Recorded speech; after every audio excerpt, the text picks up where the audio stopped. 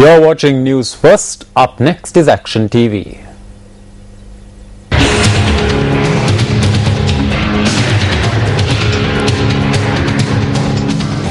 While administrative activities of the Kandy District Health Services Office have become dysfunctional, administration at the Nabalapitiya Hospital has also met the same fate. It is very difficult to carry out office work. If the health authorities care an ounce about the patients, we ask that they take measures to rectify this issue and allow for administrative activities to take place. The dysfunctionality at the Kandy District Health Services Office is that there are two persons who are working there in the capacity of administrative officer. Administration at the Nabalapitiya Hospital has almost come to a standstill because the position of administrative officer here remains vacant. Both these problems have been caused by improper intervention on the part of the Director of Health Services for the Kandy District. Addressing this letter to his superior, the Provincial Health Services Director, the Kandy District Health Services Director informs her that he is unable to carry out an order issued by her. As per the disciplinary order issued by the Provincial Health Services Director, the woman currently serving as one of the administrative officers at the Kandy District Health Services Office should report for duty as administrative officer of the Nabalapitiya Hospital. This transfer was imposed following a preliminary investigation into the misuse of a van belonging to the District Health Services Office. At a media briefing convened on the 28th of this month, presided not only by the Provincial Health Minister but the Secretary to the Provincial Ministry of Health as well, it was noted that the disciplinary action was appropriate. Some officials in the health department have misused vehicles, and the health department has taken the necessary steps against those officials whose conduct has been improper. The Honourable Minister, Secretary and General Secretary have been informed of this. While senior officials have agreed upon a disciplinary measure, for a junior official to say that he cannot implement such a disciplinary order is a serious disciplinary violation. The administrative officer of the Nabalapitiya Hospital was transferred from the hospital to the District Health Services Office in order to fill the vacant position and not as a punishment. However, this officer is facing a dilemma now as he is being prevented from carrying out his duties by the District Health Services Director. Doesn't the conduct of the Director of Health Services of the Kandy District, which has caused a breakdown in administration at two institutions and caused an officer to suffer punishment for no mistake of his own, set a negative example? Governor of the Central Province, this one is over to you. Speaking in Parliament, Deputy Minister of Finance Dr. Sath Amunugama said that a decision had not been reached to provide a fuel concession to three-wheel owners.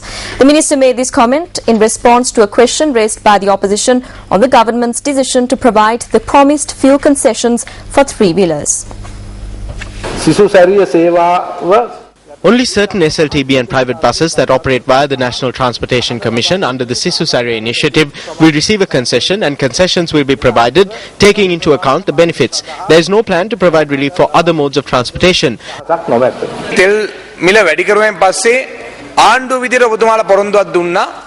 When the fuel prices increased as a government, you promised that three-wheel owners would receive a monthly concession of 1,000 rupees. So what they did afterwards is that they went to the Samruddhi banks, deposited 500 rupees and opened accounts.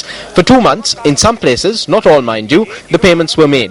Since then, this payment has not been made. I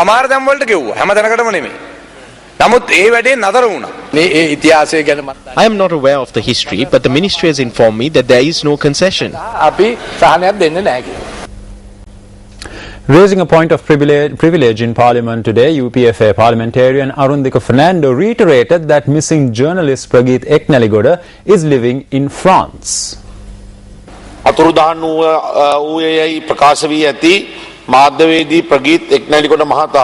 Using the media reports in the electronic and print media and various websites of my statement that I came across missing journalist Prageeth Ekneligoda in France, certain individuals have subjected me to gross criticism and have levelled astounding charges against myself and the government. The basis for my statement was the information I gleaned when I travelled to France and met with a friend from my school days, journalist Manjula Wedivardhana. He clearly pointed out a bald individual to me and identified him as Prageeth Ekneligoda. This individual avoided me and left the location. A large group in France were aware at the time that he was living there.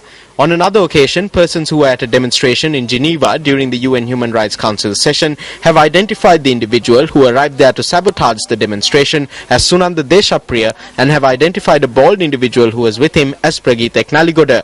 It is my feeling that if these individuals are being held by various organizations or individuals against their will, then as a responsible government, this government will work to bring them back, and that intelligence units are already working on this.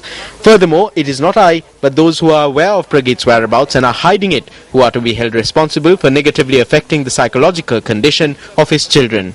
ව්‍යාකූලත්වයට පත් කරන්නේ මානුව ඔහු සිටිනා බව දැන දැනත් ඒ නොදැන්වීමට කටයුතු කරන අයයි. Tune into the main news bulletin at 10 o'clock on our sister channel Sirasa TV tonight for an exclusive live interview with parliamentarian Arundhika Fernando.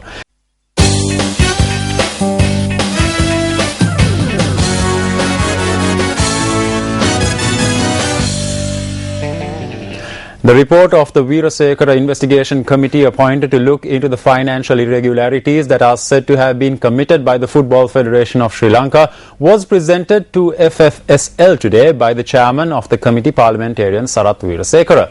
However, according to the Minister of Sports, despite a member committee being appointed to look into the matter, the chairman of the committee had solely compiled the report, and that via the powers vested in him, strict action will be taken against the chairman of the committee. The Football Federation of Sri Lanka appointed a 5-member committee to investigate the manner in which over 500 million rupees that was received from the International Football Federation for the purposes of modernizing 13 sports grounds that were damaged by the tsunami, and the funds that were provided for 2 goalie training programs were utilized. Simultaneously, the Sports Ministry appointed another committee to inquire into these matters as well. On the 28th of last month, the Secretary to the Ministry of Sports informed the Football Federation of Sri Lanka to temporarily halt its investigation. In this scenario, the Sports Minister charges that the Veerasekara Investigation Committee report has been released at the sole discretion of the chairman of the committee without the approval of its members. The chairman of the Football Federation has been informed by the Secretary of this ministry to temporarily halt its investigation. 4 members of that committee have accepted this. It is only the chairman who has not accepted this. This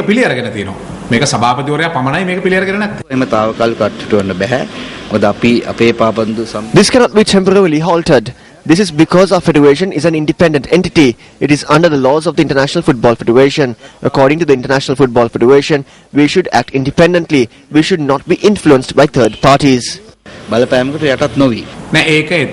is due to that gentleman's ignorance. They cannot send this report to the Federation by disregarding the Ministry Secretary's request. We received this notice when we were in the process of drafting the report. Since this did not arrive in writing, I did not want to put the other members in difficulty by asking them for their signatures.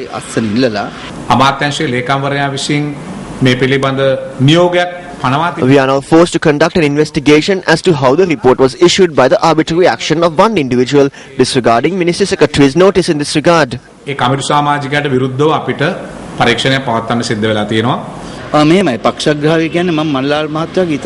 like this. I am Manilal Fernando's good friend. That is how biased I am in this. We have worked closely over the past 35 years.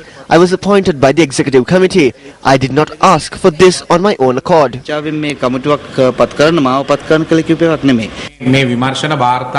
report has been drafted by a single person. 4 of the 5 members of this committee are against it. They have not seen this. Therefore, we are of the view that this report is unfair and that it will not be accepted by anyone. I have greater responsibility than an ordinary person. I was in the army for 39 years. I have been a parliamentarian for the past 3 years. I am one of the top 5 ranking army officers who was commended for playing an active role in the last stages of the war. I do not write reports for the sake of it.